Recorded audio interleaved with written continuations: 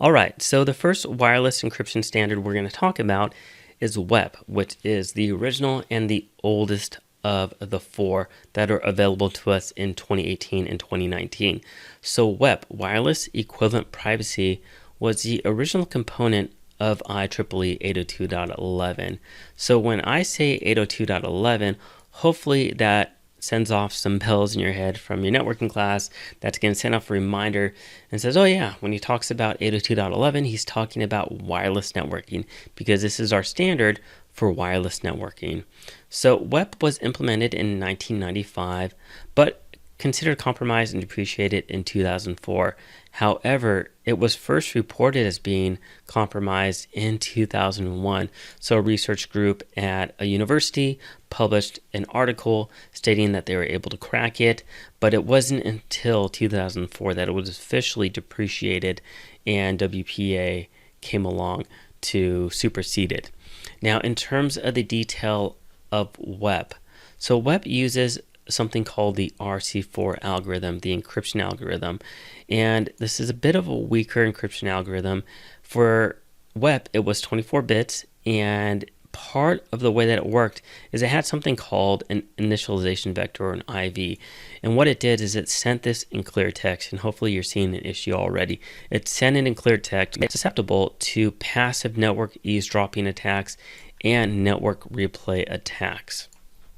Now, as of now, in 2018 and 2019, there is software and there are tutorials readily available on YouTube where you can crack a WEP wireless access point in as little as a minute.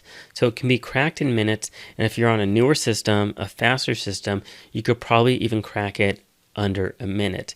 So with that said, WEP is insecure. You shouldn't use it, even though it's still available as an option on most wireless access points. And you're probably wondering why they still include it if it's considered compromised. And the reason is they want devices to be backwards compatible. So if for some reason you have some very old antiquated equipment that only supports older versions such as WEP and WPA, then it will have some backwards compatibility.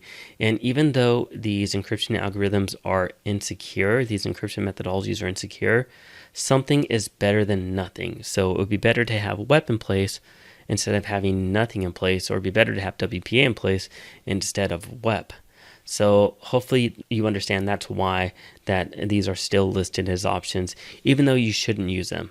It's kind of like a fail-safe methodology to allow you to hook a device up to a wireless access point and have it to be somewhat secure for the amount of time that it's on there rather than having nothing at all. Okay, so I got off on a bit of a tangent there, but I just wanted to make sure that I discussed that. So that's WEP, and from your perspective, just understand it's the first of the encryption standards, and it's no longer used. It's highly insecure, and it's been cracked, and it was superseded by WPA, which we're going to talk about in the next video. So if you have any questions, let me know. If not, I'll see you guys in the next video.